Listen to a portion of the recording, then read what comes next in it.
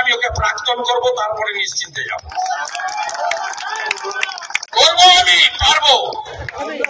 Target করে আমার লোকেদেরকে, হিন্দু নেতাদেরকে, ভদ্রলোকদেরকে হামলা করছে। ক্ষমতা থাকলে বৃন্দাবন চকের অস্বাভাবিক মৃত্যুটি কোর্ট মনিটরিং সিবিআই কে দিয়ে দেন না, দেখবো। আমি তো বলছি দায়িত্ব নিয়ে এমএলএ জিহাদিরা খুন করেছে বিজেপির হিন্দু নেতাদের ফাঁসানোর জন্য। আপনি ওই বসির ল ক্লার্ককে দিয়ে 5টা 20তে এফআইআর নিয়েছেন, টাইম দিয়েছেন 12টা 5। আপনি চন্দন রাজকুমারকে বালেশ্বর থেকে ধরেছেন, দেখিয়েছেন দাসপুর থেকে ধরেছেন। আপনাকে ছাড়া হবে নাকি?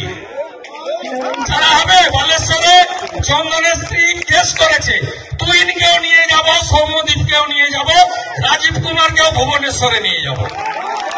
ওপারের মোল্লা ইউনুস যাহা, এপারের মমতাজ তাহা। 2021 সালে আপনারা ওকে হারিয়ে দিলেন 1956 ভোটে।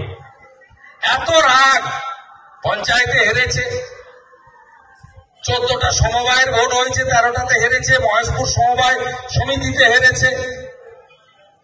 মহেশপুর সমবায়ের আগের যারা আছেন, যারা হেরেছেন, চার্জ দিচ্ছেন না আমাদের লোককে।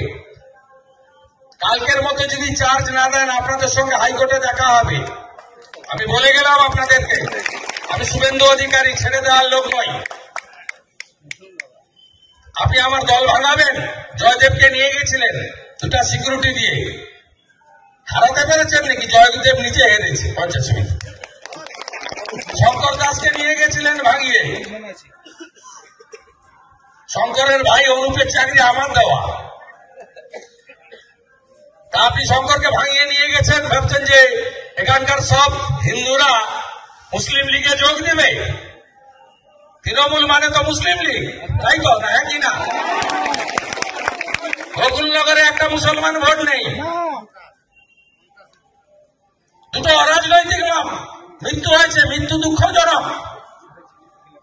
পারিবারিক ঘটনায় কালীচরণপুরে বেছে বেছে আমাদের লোকেদের নাম দিবে।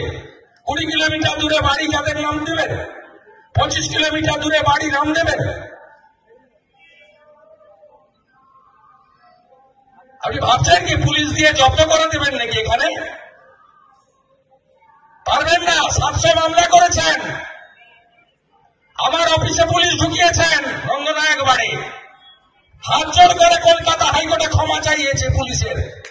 তুইন বিশ্বাস তো আমার কাছে মশা মাছি, সৌম্যদীপটা আমার কাছে মশা মাছি। রাজীব কুমারকে ঘোল খাওয়াই আমি, আর তার মা মমতা ব্যানার্জিকে হারাই আমি। বিধানসভায় আমার দিকে দাঁড়িয়ে দেয়, হাত জোর করে মুখ্যমন্ত্রী বলে, আমার কথাটা শুনুন।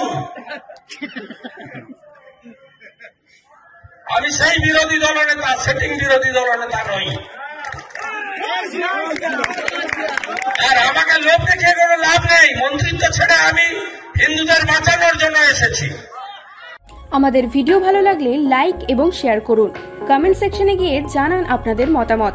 আরও ভিডিও পেতে আমাদের চ্যানেল সাবস্ক্রাইব করুন এবং প্রতি মুহূর্তে খবরের আপডেট পেতে প্রেস করুন বেল আইকন।